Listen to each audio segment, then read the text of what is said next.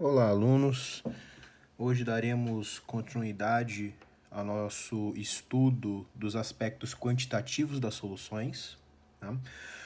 Hoje nós veremos o aspecto da molaridade, né? Uma outra forma de se expressar a concentração, só que agora é a unidade de mol que você tem de soluto por uma unidade de volume da solução como um todo.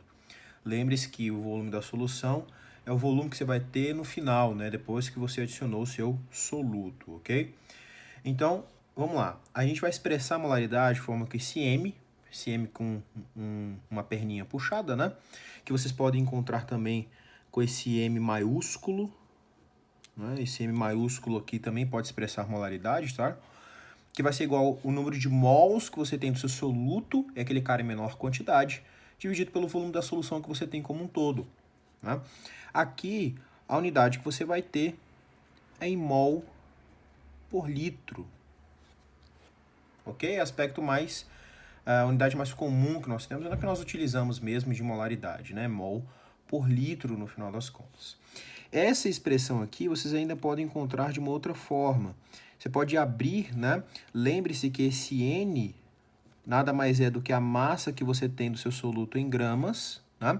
Dividido pela massa molar, que é gramas por mol, ok?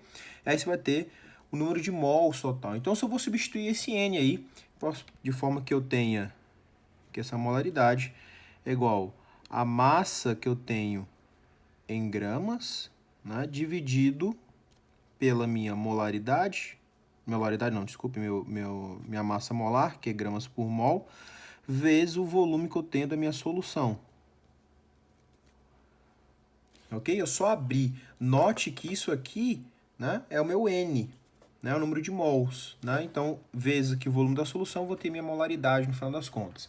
Você saber essa expressão aqui fica mais fácil porque se ele te dá a massa, né, do seu soluto e você souber a massa molar, que ele tem que te dar ou a tabela periódica ou te dar a informação do seu problema, você consegue calcular direto a minha molaridade, ok? Então você pode abrir, é só uma outra ferramenta que você pode utilizar, ok?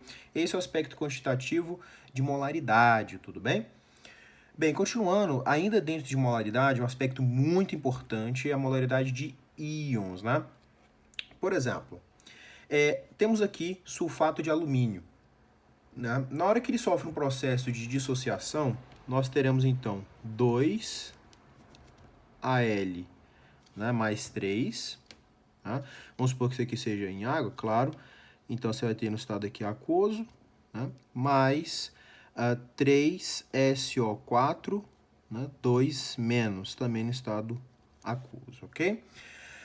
Neste caso, se eu chegar para você e eu afirmar que eu tenho 1 mol, uma concentração de 1 mol por litro, né, desse cara aqui, note que, proporcionalmente, pelo balanceamento, a cada 1 mol de sulfato de alumínio que eu tenho, ao se dissociar, eu formo 2, né, de alumínio. Então, eles se separam e formam 2 mols de alumínio.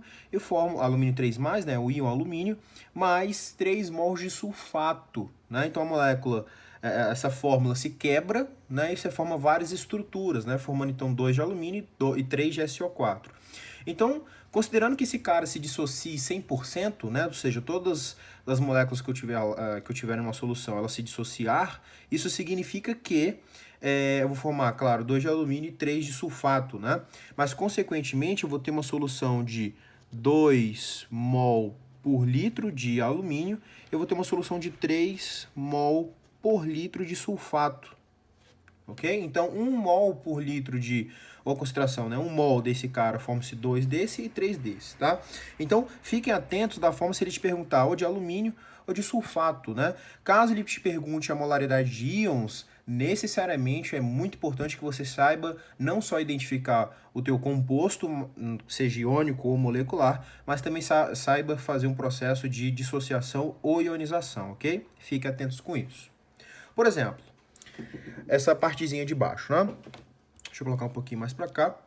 Qual a concentração, né, em mol por litro de sódio em uma solução com 1,5 mol de sulfato de sódio em 500 ml de água? formando-se então 520 ml de solução.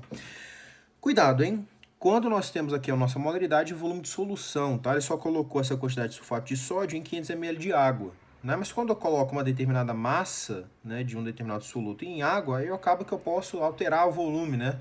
O volume acaba aumentando.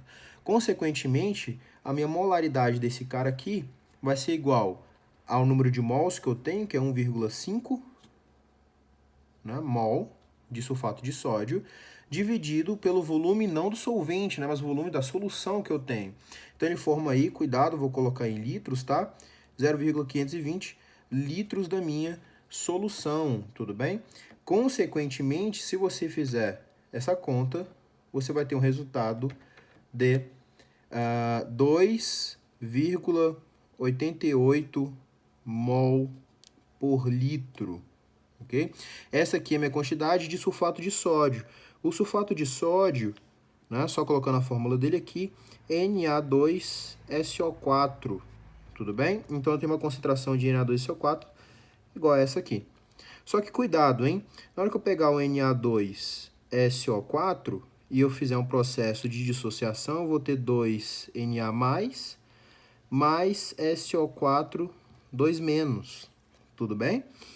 Então, olha só, se eu afirmo para você que eu tenho 2,88 mol por litro, se eu formo 2 de Na+, significa que eu vou ter o dobro desse cara, né?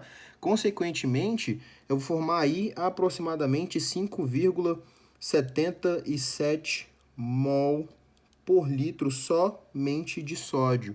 E como aqui, claro, é de 1 para 1, isso o problema não pergunta, mas só colocando aqui eu vou ter a mesma coisa, né? Já que a proporção aqui entre esses dois é de 1 para 1.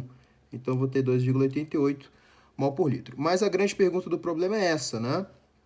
Qual é a minha concentração de sódio, né, em mol por litro? Então, consequentemente, minha molaridade de sódio especificamente vai ser igual a 5,77 mol por litro. Ok? Sempre que for um processo de ionização, de molaridade de íons, na verdade, né? Faça um processo de ionização. Isso vai facilitar muito a nossa vida, ok? No momento é isso. Nós continuaremos com os aspectos quantitativos nas próximas aulas, com os aspectos de título, ok? Muito obrigado e até a próxima aula.